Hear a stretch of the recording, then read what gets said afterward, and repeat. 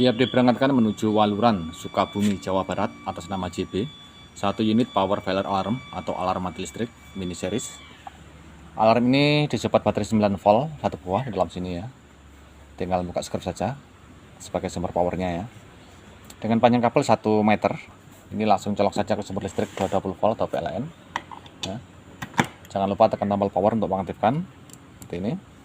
Alarm ini akan merespon listrik yang mati dengan mengeluarkan suara, dan pada saat listrik normal kembali maka alarm ini akan mati dengan sendirinya. Dan bisa juga dimatikan dengan cara menekan tombol power, tekan hingga ke arah luar. Oke, kita coba matikan listriknya.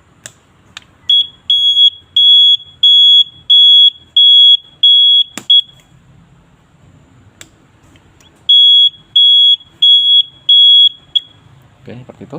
Ini alarm ini sangat kecil dan sangat ringan ya. Ini sudah tinggal press packing dan segera kita berangkatkan. Terima kasih.